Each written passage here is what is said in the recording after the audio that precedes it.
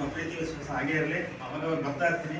ಏನಕ್ಕೆ ಸರ್ ಹೇಳೋ ಇವರು ಏನು ಗೈಡೆನ್ಸ್ ಬೇಕು ಅಂತ ಹೇಳಿ ಅದನ್ನು ನಾನು ಕೂಡ ಕಳಿಸ್ತೀನಿ. ಗ್ರೂಪಲ್ಲಿ ನಾನು ಎಕ್ಸಿಟ್ ಆಗಲ್ಲ, ಗ್ರೂಪಲ್ಲಿ ಇನ್ನು ಕಮೆಂಟ್ ಮಾಡ್ತಾ ಇರ್ತೀನಿ. ಇನ್ನೂ ಒಂದು ಆಮೇಲೆ ಇವರು ಶ್ರೀಧರ್ ಆನ್ಲೈನ್ ಕ್ಲಾಸ್ ಎಲ್ಲ ತಗೊಳ್ಳಿ ಸರ್ ಅಂತ ಯಾರು ಕನೆಕ್ಟ್ ಹೇಳಿ ನಿಜವಾಗ್ಲೂ ಆನ್ಲೈನ್ ಕ್ಲಾಸ್ ತಗೋತೀನಿ. ಅದರಲ್ಲಿ ನಾನು ಇನ್ನೂ ಸ್ವಲ್ಪ ಇದು ಮಾಡಬೇಕು, ನಾಲೆಡ್ಜ್ ಶೇರ್ ಮಾಡಬೇಕು ಅಂತ ಇನ್ನೂ ಆಸೆ ಇದೆ.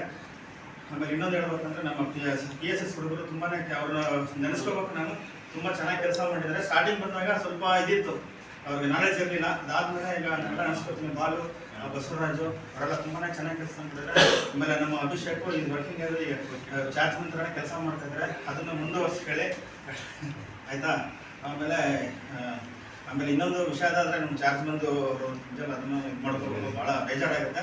ಏನೋ ಒಂದು ಕಷ್ಟ ಬಂದಾಗ ಅದನ್ನು ಫೇಸ್ ಮಾಡಬೇಕು. ಯಾವಾಗಲೂ ಯಾರ ಹತ್ರ ಹೇಳ್ಕೋಬೇಕು. ಈಗ ನಾವು ಏನಾದ್ರು ಈಗ ಮಾತಾಡ್ತಿದ್ರೆ ನಾವು ಹೇಳ್ಕೊಂಡ್ರೆ ತಾನೇ ಗೊತ್ತಾಗೋದು ಹಿಂಗಿದೆಯಪ್ಪ ಹಿಂಗಿಲ್ಲ ಅಂತ ಹೇಳ್ಕೊಡಿದ್ರೆ ಸುಮ್ಮನೆ ಆಗಿದೆ. ನಾನು ನಿಜವಾಗ್ಲೂ ಅವ್ರನ್ನ ತುಂಬ ಚೆನ್ನಾಗಿ ಗೈಡ್ ಮಾಡಿದ್ದೆ. ನನಗೆ ಅವನು ನಿಮಗೆಲ್ಲ 2 ತಿಂಗಳಿಗೆ ಪರಿಚಯ ಅಂದರೆ ನನಗೆ ಅವನು 16 ವರ್ಷದಿಂದನೂ ಪರಿಚಯ, 14 ವರ್ಷದಿಂದನೂ ಪರಿಚಯ.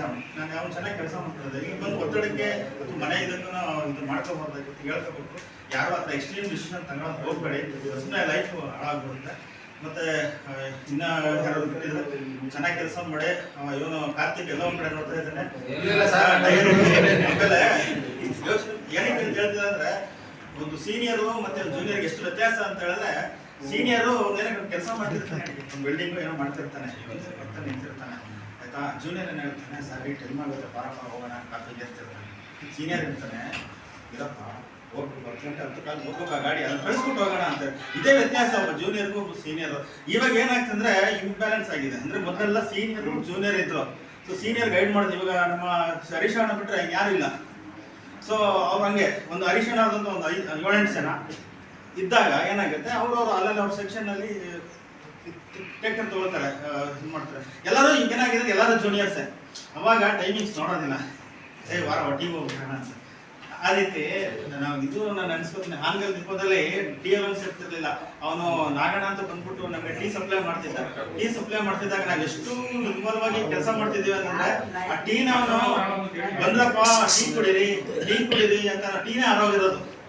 ಸೊ ಅಷ್ಟು ಇದಾಗಿ ಕೆಲಸ ಮಾಡ್ತೀವಿ. ಇಲ್ಲಿ ನಾವಿಲ್ಲಿ ಕೆಳಗಡೆ ಕೆಳಗಡೆ ನಿಂತ್ಕೊಂಡು ಏನೋ ಓಸೋ ಏನೋ ಬ್ರೇಕ್ ಚೇಂಜ್ ಮಾಡಿಸಿದ್ರೆ ಟೀಗೆ ಅಂತ ನಿಮ್ಮ ಕಡೆ ನೋಡೋದು ಇಬ್ಬರು ಹೊಂದಾಗ್ಬಿಟ್ಟಿರ್ತಾರೆ ಟೀ ಕುಡಿಬೇಕು ಅಂತ. ಆಮೇಲೆ ಇನ್ನೊಂದು ಹೆಲ್ತ್ ಕಾನ್ಶಿಯಸ್ನ ಬೆಳೆಸ್ಕೊಳ್ಳಿ ಅಂತ ಹೇಳ್ತೀನಿ ಮೆಕ್ಯಾನಿಕ್ಸಲ್ಲಿ ಆಯಿತಾ. ಮೊನ್ನೆನೂ ಒಂದು ಎಕ್ಸಾಂಪಲ್ ಕೊಟ್ಟೆ, ಗುಡ್ಕ ಕಾನ್ಪುರ ದಯವಿಟ್ಟು ಅಂತೇಳಿ ಅವ್ನು ಕಾರ್ತಿಕ್ ಆಲೇಶ್ ಇವತ್ತು ಹೇಳ್ತಾ ಇದ್ದೀನಿ ಆಯಿತಾ. ಹೆಲ್ತ್ ಬೆಳೆಸ್ಕೊಳ್ಳಿ. ಯಾಕಂದರೆ ತುಂಬನೇ ಕಷ್ಟ. ಹೆಲ್ತ್ ಯಾವಾಗ ಏನಾಗುತ್ತೆ ಅಂತಲೇ ಹೇಳೋಕ್ಕಾಗೋದಿಲ್ಲ. ಅಂಥದ್ರಲ್ಲಿ ನಾವು KSRTC ಒಂದು ನೆಗ್ಲಿಜೆನ್ಸ್ ಜಾಸ್ತಿ ಬಿಡ ನೋಡ್ಕೊಳ್ಳೋಣ. ಆಮೇಲೆ ಜೊತೆಗೆ ಹೋದಾಗ ಬರ ಟೀ ನಮಗೆ ಶುಗರ್ ಇದ್ದು ನೈಟ್ ಏನೋ ಒಂದೊಂದ್ಸಲ ಕುಡಿಯೋ ಅಂತಿರ್ತಾರೆ. ಬರ ಅಂತ 3-4 ಸಲ ಕರ್ಕೊಂಡು ಹೋಗ್ತಾರೆ. ಆಮೇಲೆ ಪ್ಲಾಸ್ಟಿಕ್ ನೋಡಿದ್ರೆ ಟೀ ಕುಡಿಸ್ತಾರೆ. ನನಗೂ ಆರೋಗ್ಯ ಆಗುತ್ತೆ. ಸಾಹೇಬರು ಅಷ್ಟೇ ಪ್ಲಾಸ್ಟಿಕ್ ನೋಡಿದ್ರೆ ತರಿಸು ಟೀ ಕುಡಿತಾರೆ. ಸ್ಟಾಪ್ ಮಾಡಿ